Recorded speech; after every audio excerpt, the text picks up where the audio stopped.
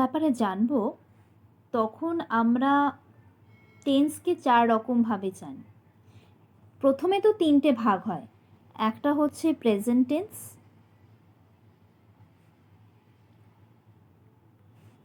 একটা হচ্ছে পাস্ট, একটা হচ্ছে ফিউচার। ঠিক আছে? প্রেজেন্ট টেন্স মানে যে সময়টা এখন হচ্ছে, পাস্ট টেন্স মানে যে সময়টা হয়ে গেছে, আর ফিউচার মানে হচ্ছে যে সময়টা আসবে, যা হচ্ছে,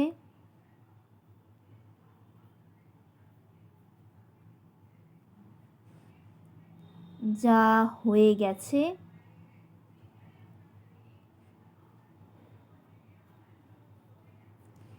আর যা হবে।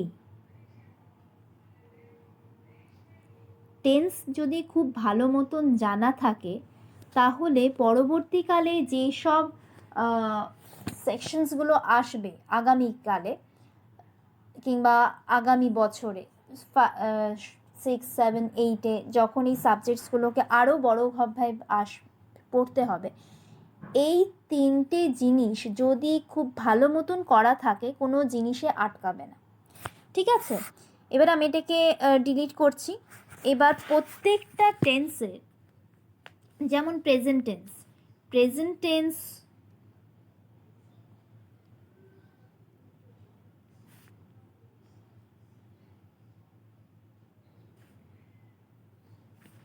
এটাকে কিন্তু 4টে ভাগে ভাগ করা হচ্ছে। একটা হচ্ছে ইনডেফিনিট কিংবা ইনডেফিনাইট বলা হয়, ইনডেফিনাইট। একটা হচ্ছে কন্টিনিউয়াস,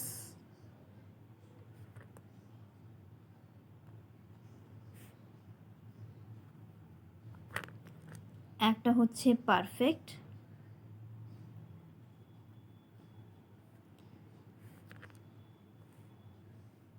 একটা হচ্ছে পারফেক্ট কন্টিনিউয়াস।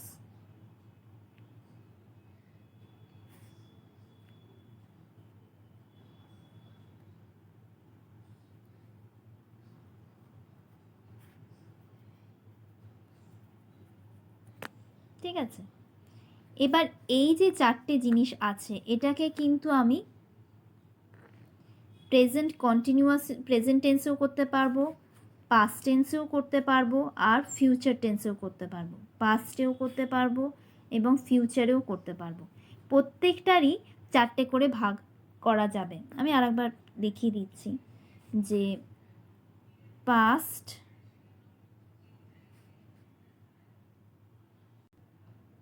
প্রেজেন্ট,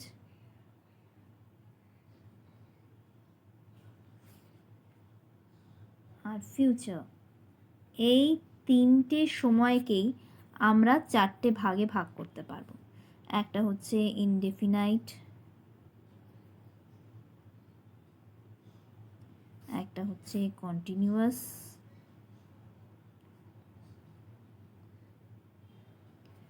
হাতের লেখাটা সুন্দর হচ্ছে না, কারণ এই টাইপের বোর্ডে লিখতে খুব অসুবিধা হয়, আঙুলে করে লিখতে হয় তো, সবসময় একরকমভাবে আঙুল চলে না।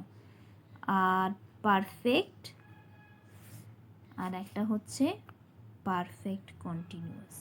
এটা যে কোনো বইতে দেখতে পেয়ে যাবে। তাহলে আমরা এটা বুঝতে পারলাম, past tense, present tense, future টেন্সকে আমরা 4টে ভাগে ভাগ করতে পারবো। 3 আর হলো 4, 4টে ভাগে আমি ভাগ করতে পারবো সবকটাকে। এইবার আসা যাক এইগুলোর ফরম্যাট কি হয়। প্রথমে আমি লিখছি প্রেজেন্ট ইনডেফিনাইট, সেটাকে সিম্পল টেন্সও বলা হয়। তো সেখানে আমি লিখছি প্রেজেন্ট ইনডেফিনাইট,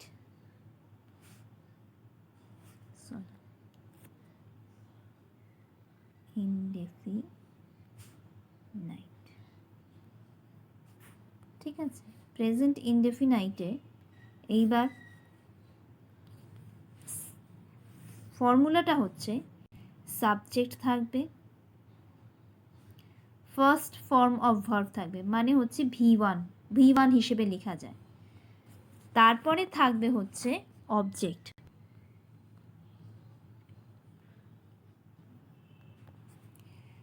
মানে হলো আই ওয়ান্ট এ হোম। আমি একটা এক্সাম্পল দিলাম, আই ওয়ান্ট আ হোম। এবার যথারীতি আমি আইটা হচ্ছে এখানে সাবজেক্ট, কর্তা, এ হোম আমি কি চাইছি, অবজেক্টটা কি চাইছি, এইটা হচ্ছে অবজেক্ট, আর মাঝখানে হচ্ছে ভার্ব আই ওয়ান্ট। এইবার এই যে ওয়ান্ট কথাটাকে কিন্তু আমি তিনটে ভাগে ভাগ করতে পারবো। এইটাকে ওয়ান্ট হচ্ছে, এইটা হচ্ছে সিম্পল টেন্স। আমি ওয়ান্টটাকে কি করতে পারি, ওয়ান্টেড,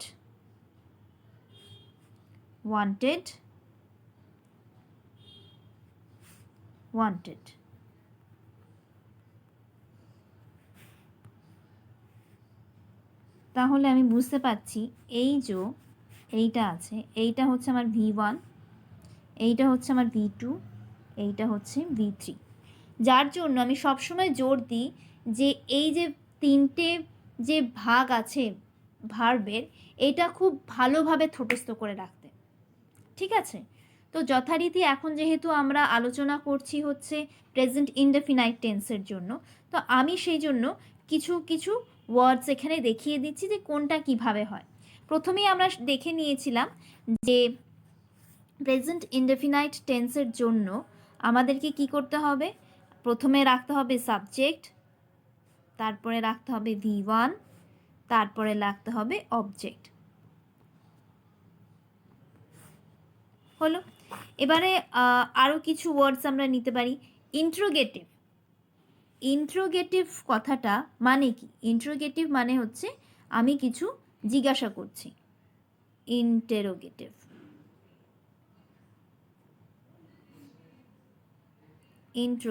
ইন্ট্রোগেটিভ মানে হচ্ছে জিজ্ঞাসা করা। তার সাইন হচ্ছে এই, জিজ্ঞাসা করতে গেলে সবসময় আমাকে জিজ্ঞাসার চিহ্নও দিতে হবে।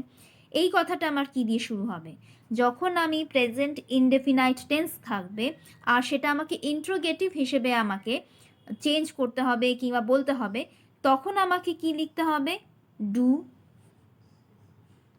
ডাজ কিংবা ডাজন্ট।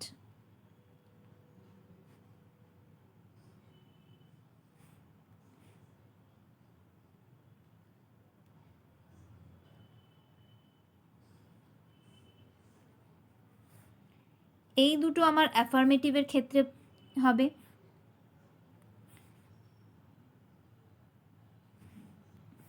এই দুটো হচ্ছে আমার অ্যাফার্মেটিভ, হ্যাঁ বাচক।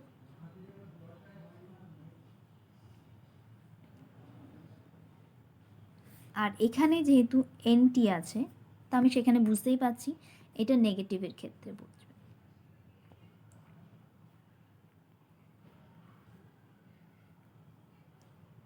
ঠিক আছে, আমি বলবো কি এই জিনিসটা খাতার মধ্যে একটু টুকে নিতে। প্রথমে হচ্ছে প্রেজেন্ট ইনডেফিনাইট টেন্সে ফর্মটা কী হবে, কিভাবে লেখা হয় present indefinite tense. Present indefinite টেন্সে সবসময় সাবজেক্ট আগে থাকবে, ভার্ব ভি1 আগে থাকবে, অবজেক্ট আগে থাকবে। এটা একদম সিম্পল টেন্স, ঠিক আছে? এই জিনিসটা লেখা হলো। এরপরে যদি আমার ইন্টারোগেটিভ থাকে, যদি আমার সেন্টেন্সটা ইন্টারোগেটিভ থাকে, আমি কি করে বুঝবো ইন্টারোগেটিভ যদি থাকে? তখন কিন্তু আমার সাবজেক্টের আগে একটা ডু কিংবা ডাজ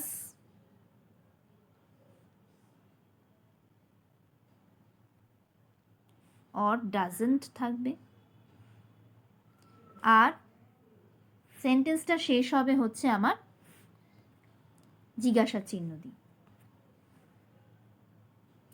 ইন্ট্রোগেটিভ কথাটা আমরা অনেক জায়গায় দেখেছি। ইন্ট্রোগেটিভ আমি একদম ছোট্ট থেকে ক্লাস 1-এর বইতেই দেওয়া আছে ইন্ট্রোগেটিভ সেন্টেন্স কিভাবে চেনা যায়, তারপরে যখন এখানে দেখা যায় যে কত রকমের সেন্টেন্স আছে, 5 রকমের যে সেন্টেন্সটা আছে, ওখানেই কিন্তু আছে interrogative sentence will always end with the question mark. এইটাকে আমরা কোয়েশ্চেন মার্ক বলি। তো সবসময় আমি জানবো যে ইন্ট্রোগেটিভ সবসময় কোয়েশ্চেন মার্ক দিয়ে শুরু শেষ হবে। ডু, ডাজ, ডাজেন্ট, ডাজেন্ট দিয়ে শেষ হবে। ডাজেন্টটা হচ্ছে নেগেটিভের অর্থে বোঝানো হবে। ডু এবং ডাজটা আমরা কিভাবে করছে সেটা আমরা এবার পরবর্তীকালে দেখব। যেমন do you need some food. এখানে আমি কি লিখছি, এবারে আমি দেখাচ্ছি যে এটা সিম্পল টেন্স হচ্ছে না। ইউ, ইউ কথাটা হচ্ছে আমার এখানে সাবজেক্ট।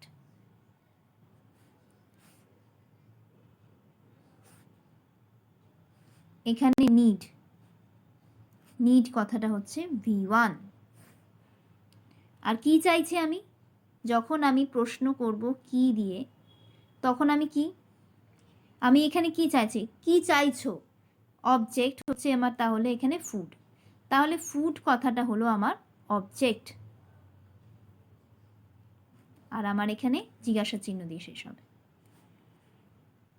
আর এখানে আমি ডু বসিয়েছি কারণ এখানে ইউ আছে, ইউ এর সঙ্গে ডাজ হয় না, ডু এর সঙ্গে ইউ যাবে। এবার এই সেন্টেন্সটা do you need some food, আমাকে যদি জিজ্ঞাসা করা হয় do you need some food, এটাকে তখন আমি কি বলবো, no I do not need food or I do not need some food. এটাকে যখন আমি এমনি সিম্পল টেন্সে নিয়ে যাব, ডুতে ইউজ করবো না, আমাকে যদি বলা হয় এটা সিম্পল সেন্টেন্সে নিয়ে যাও, অ্যাফার্মেটিভ সেন্টেন্সে নিয়ে যাও, হ্যাঁ বাচক সেন্টেন্সে নিয়ে যাও, তখন আমি কি লিখব, ইউ নিড সাম ফুড। কি হলো তখন, এখানে আমি দেখতে পেলাম ইউ হচ্ছে সাবজেক্ট, নিড হচ্ছে V1, সাম ফুড এটা হচ্ছে আমার object, and the sentence ends with a full stop.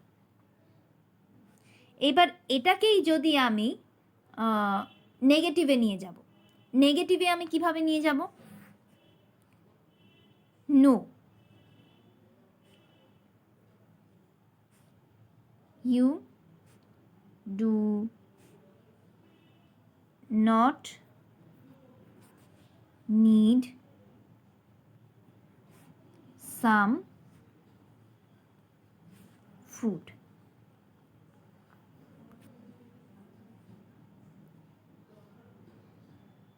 কি দিয়ে শেষ হচ্ছে আমার, আর সেন্টেন্সটা আমার কি হচ্ছে, যেহেতু এখানে নো, ডু নট এই কথা দুটো আছে, তা সেখানে আমার এই সেন্টেন্সটা হয়ে যাচ্ছে নেগেটিভ সেন্টেন্স। তাহলে আমি বুঝতে পারলাম প্রেজেন্ট ইনডেফিনাইট টেন্সে, তাহলে আমি বুঝলাম প্রেজেন্ট ইনডেফিনাইট